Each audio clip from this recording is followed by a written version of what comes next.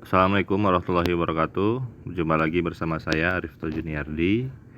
Topik kita pada kesempatan kali ini yaitu tentang metode penelitian di dalam penelitian tindakan kelas atau PTK. Pada video saya kali ini saya akan menjelaskan melalui video recorder ini ya, yang mana seperti yang Anda lihat, ini merupakan salah satu skripsi mahasiswa saya terkait tentang penelitian PTK Penjas ya. Langsung saja kita bahas untuk mempersingkat waktu. Oke, ada beberapa kekeliruan atau kesalahan nanti akan saya jelaskan. Yang sudah benar akan saya konfirmasi juga ya, agar mempermudah teman-teman dalam memahami penelitian PTK ini ya. Oke, bab 3 ini tentang apa? Tentang penelitian, tentang metode penelitian ya. Nah, sebenarnya kerangka metode penelitian itu setiap universitas beda-beda ya. Ada yang lokasi penelitian itu di poin B, ada yang tahapan tindakan itu di poin C, akan tapi kurang lebih poinnya sama, cuman peletakannya saja yang berbeda-beda ya. Nah, kita jelaskan di sini apa yang menjadi kekeliruan atau menjadi kesalahan. Nah, kalau teman-teman bisa lihat di waktu penelitian ini tidak ada tanggal, bulan, dan tahun penelitian. Jadi gimana orang mau tahu kapan penelitian ini ya? Hanya menjelaskan ya, tidak tahu ini kapan dilaksanakan, dari bulan berapa sampai bulan berapa ya. Jadi itu yang menjadi kekeliruan di waktu penelitian ya. Oke, harapannya setelah mengetahui apa saja yang menjadi kesalahan tidak diulangi lagi ya, seperti itu. Ini merupakan kecil ya, kesalahan kecil sebenarnya, tidak substansial ya. Oke. Nah, ini yang menjadi penting akan saya jelaskan tentang PTK ini adalah tahapan dalam penelitian tindakan ini ya. Pelaksanaan PTK ini ya, prosedur penelitiannya menurut Suarsi Mary Kunto ada 4. Apa saja 4 itu? Yang pertama perencanaan, yang kedua pelaksanaan, yang ketiga pengamatan, dan yang keempat refleksi. Itu ya. Kalau menurut Chemist and Tegart, siklus penelitian itu ada 4 juga, sama: planning, acting, observing, dan reflecting ya. Ini rujukannya orang Indonesia, sedangkan Chemist and Tegart itu banyak dirujuk oleh orang luar, termasuk peneliti-peneliti kita juga merujuk dari Chemist and Tegart banyak ya. Oke, kita jelaskan satu persatu metode penelitian. Yang pertama planning atau perencanaan. Planning ini yang menjadi produk dari planning ini apa dalam penelitian PTK, yaitu RPP ya. Produknya adalah RPP. Kita harus membuat RPP dengan berkoordinasi atau berkolaborasi dengan guru. Jika kita sebagai peneliti saja ya. Jadi dalam pembuatan RPP kita memberi masukan sebagai seorang peneliti kepada seorang guru agar RPP-nya itu bisa terpenuhi ide-ide kita tentang permainan hadang ini, sehingga harapannya ide yang kita berikan itu menyebabkan anak kebugarannya naik karena idenya tentang permainan hadang ya. Ide yang kita berikan kepada guru itu tentang permainan hadang yang inovatif, yang memiliki intensitas yang baik ya, yang berbeda dengan yang lain. Oke, itu dalam tahap perencanaan. Mulai dari kegiatan awal, inti, dan penutup. Perlu kawan-kawan perhatikan di dalam satu siklus ini ya. Satu siklus itu terdiri dari berapa pertemuan? Terdiri dari 3 pertemuan ya.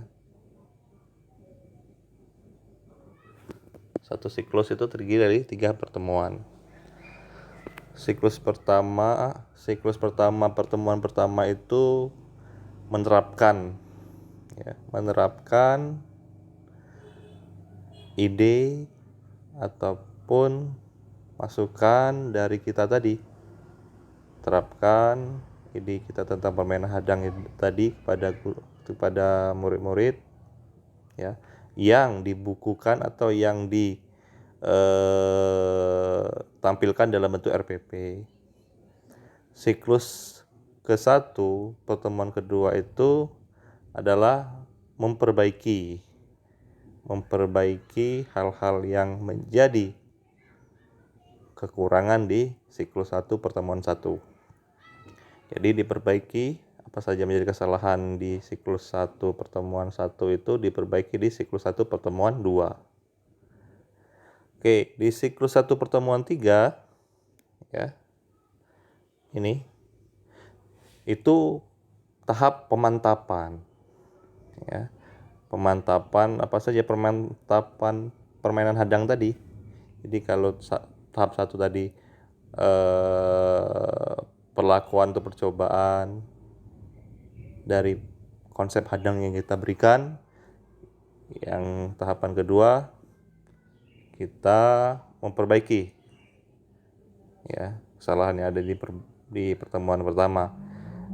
Di pertemuan ketiga harapannya tidak ada kesalahan lagi sehingga kita bisa memantapkan dan menghaluskan gerakan-gerakan dari permainan hadang.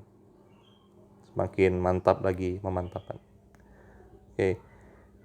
Di akhir pertemuan ketiga ini kita lakukan tes ya. Kita lakukan tes berapa sih kebugaran jasmani siswa itu setelah dilakukan siklus pertama ya. Tes akhir siklus 1 ya. Nanti dibandingkan dengan tes awal ya. Tes awal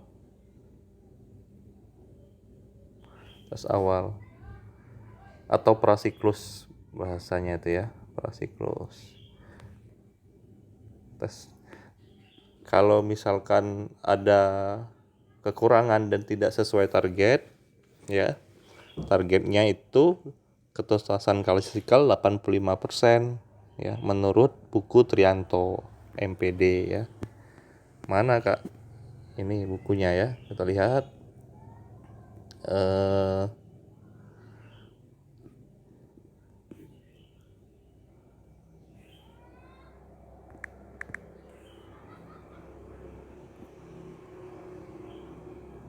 oke, bukunya di sini.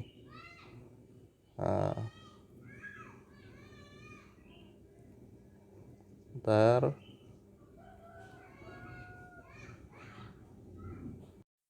bukunya di sini ya, Trianto MPD ya, dengan judul mendesain model pembelajaran inovatif dan progresif. Tuh lihat, ketuntasan klasikal jika dalam kelas tersebut terdapat 85% siswa yang tuntas belajarnya, maka dikatakan penelitian itu atau target kita itu tercapai. 85% dari sampel. Oke, itu ya siklus pertama yang terdiri dari 3 kali pertemuan ya.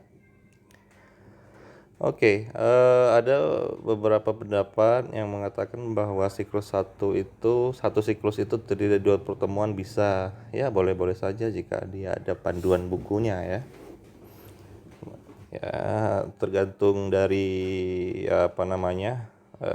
pemahaman yang berpijak dari buku panduan tadi ya. Mengapa alasannya 3 pertemuan? Karena saya tadi, kalau dalam dunia olahraga ya, rasanya 2 pertemuan itu masih dikhawatirkan dia tidak bisa meningkat ya, karena beda olahraga dengan mata pelajaran lain mungkin dengan menghafal dalam sekali pertemuan bisa sukses, bisa tuntas. Tapi dalam olahraga dia harus melakukan praktek yang banyak agar setidaknya ya bisa menyebabkan dia itu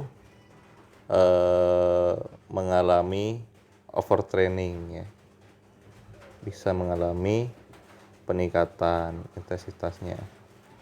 Oke, kita langsung dibuka di bab lampiran ya, atau di lampiran nilai-nilainya. Nah, ini dia nilai-nilai hasil tes kebugaran. Ini pada saat prasiklus kebugaran anak itu ya, bervariasi ya. Jadi tes kebugaran jasmani itu ada beberapa komponen yang harus dilalui sehingga ia bisa terkategori bugar atau tidak itu ya.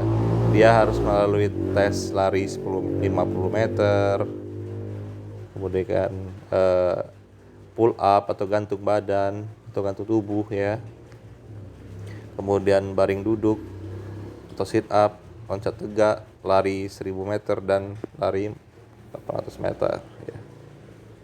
Untuk perempuan 800 meter ya. Oke, itu. Nah, jadi hasilnya mengatakan bahwa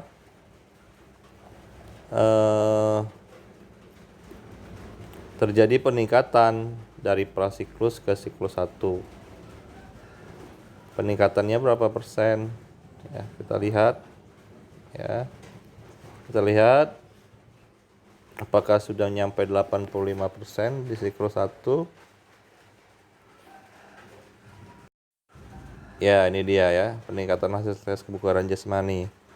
Di prasiklus terdapat 21-50% anak ya yang tingkat kebugarannya ya, kalau 21% itu dari berapa nih, dari judul penelitiannya ini dari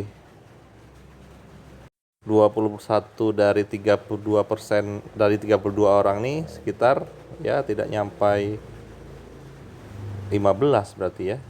Iya, sampai 15.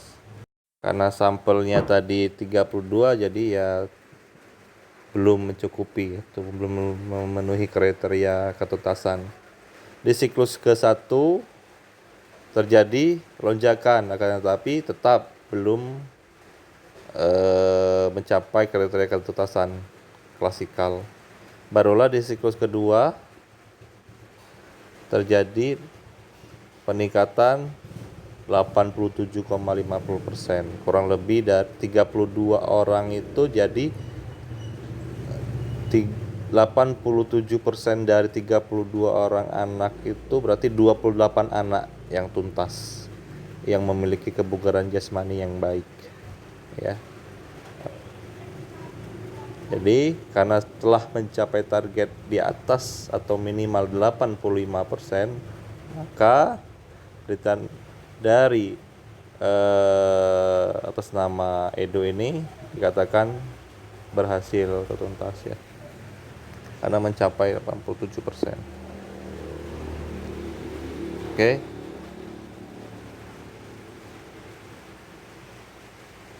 Adapun lembar penilaiannya bisa kita lihat ini tadi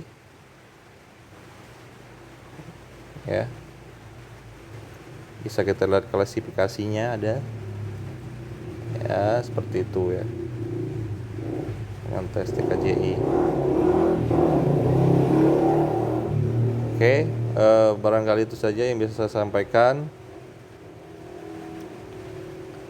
Ya, mohon maaf bila ada kekurangan.